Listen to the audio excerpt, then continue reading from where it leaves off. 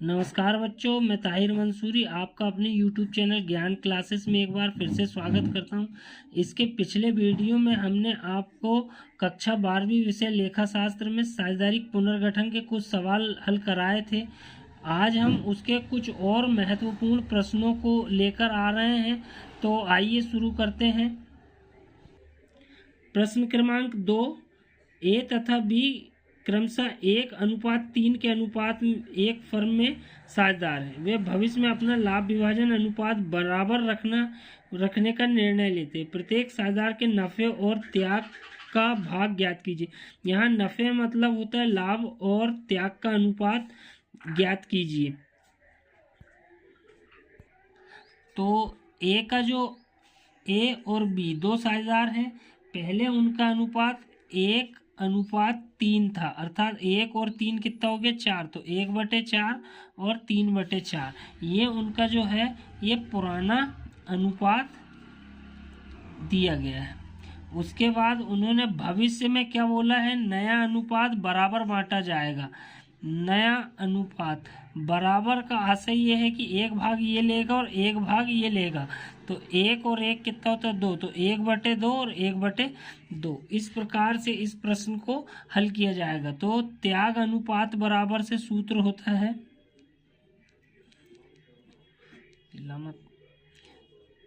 पुराना लाभ हानि अनुपात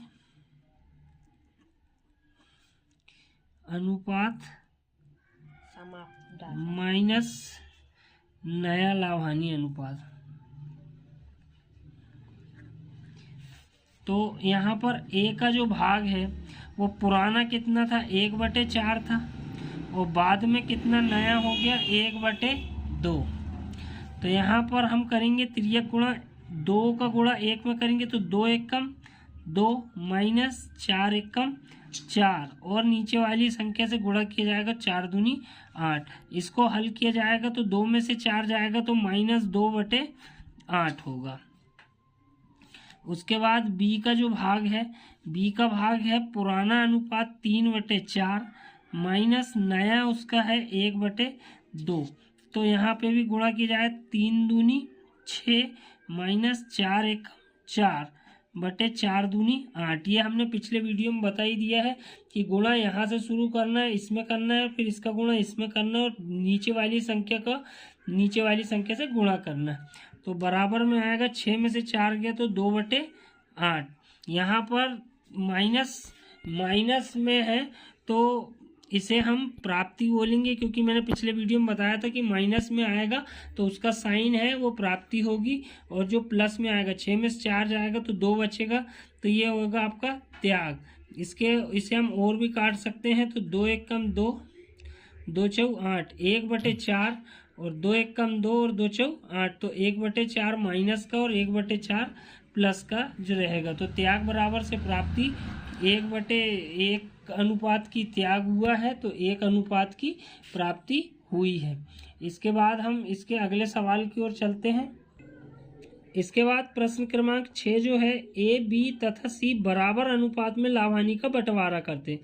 भविष्य में उन्होंने विद्यमान अनुपात में परिवर्तन का निर्णय लिया। भविष्य में ए का भाग बी के भाग से दुगना रहेगा और बी का भाग सी के भाग से दुगना रहेगा। प्रत्येक साझेदार का नफा तथा त्याग का अनुपात ज्ञात कीजिए। ये थोड़ा कठिन सवाल है लेकिन महत्वपूर्ण है परीक्षा की दृष्टि से।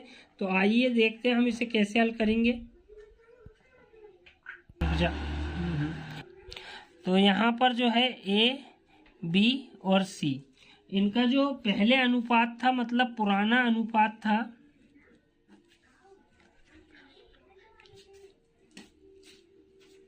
पुराना अनुपात जो था बराबर का अनुपात था, अर्थात एक भाग ए लेता था, एक भाग बी लेता था और एक भाग सी। तो 1 2 3 मतलब 1/3 भाग ए का, 1/3 भाग बी का और 1/3 भाग सी का। उसके बाद नया अनुपात जो है उसमें सबसे पहले हमें निकालना पड़ेगा कि भविष्य में ए का भाग बी के भाग से दुगना रहेगा और बी का भाग सी के भाग से दुगना रहेगा। तो हम ये बोल सकते हैं कि मान लो सी का भाग 1 है, तो एक सी के भाग से बी का भाग दुगना रहेगा, मतलब 2 रहेगा, और बी का भाग ए के भाग का दुगना रहेगा, अर्थात ए का भाग 4 रहेगा। तो यहाँ पर अब प्रश्न को फिर से पढ़ें कि भविष्य में ए का भाग बी के भाग से दुगना, ए का भाग जो है वो बी के भाग से दुगना है, और बी का भाग सी के भाग से दुगना है, तो सी का भाग 1 है, तो उसका बी का भाग उसका दुगना होगा। तो 4 और 2 6 और 1 7, तो ये 4/7, 2/7 और 1/7, इस प्रकार से इसका अनुपात बनाया जाएगा। इसके बाद हम सवाल को उसी तरह हल करेंगे। त्याग अनुपात बराबर से आप सबसे पहले सूत्र लिख देंगे कि पुराना लाभानी माइनस नया लाभानी,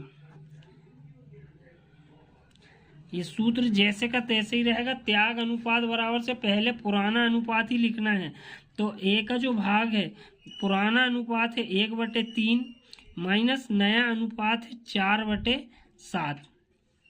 तो यहाँ पर 7 का गुणा 1 में किया जाएगा, तिर्यक गुणा, 7 एकम 7 और 3 चौ 12, बटे में 7 तिया 21। तो यहाँ पर 7 में से 12 जाएगा तो -5/21।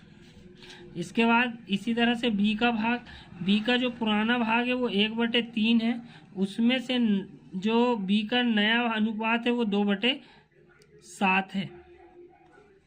तो 7 एकम 7 माइनस 3 दूनी 6 और 7 तिया 21। इस प्रकार से जो सी का भाग बी का भाग आएगा 7 में से 6 जाएगा तो 1/21। इसके बाद सी का जो भाग है अब हम उसे निकालेंगे। तो सी का भाग है पुराना अनुपात है 1/3 माइनस नया है 1/7, तो 7 एकम 7 माइनस 3 एकम 3 और 7 तिया 21। इस प्रकार से 7 में से 3 गया तो 4/21। तो यहाँ पर बड़ी संख्या से छोटी संख्या मतलब प्लस का साइन है, तो इसको त्याग होगा। इधर भी 7 में से 6 गया मतलब बड़ी में से छोटी गई, तो इसको भी त्याग होगा। और इसमें 7 में से 12 जाएगा तो यहाँ पर जो साइन है वो माइनस का आएगा, तो इसको क्या होगी, प्राप्ति होगी। इसके पिछले वीडियो में हमने आपको सब बता चुके हैं। उम्मीद करता हूँ आज के सवाल आपको पसंद आए होंगे। तो यदि वीडियो पसंद आए तो हमारे चैनल को लाइक कीजिए, शेयर कीजिए और सब्सक्राइब कीजिए। मिलते हैं नेक्स्ट वीडियो में, तब तक के लिए धन्यवाद।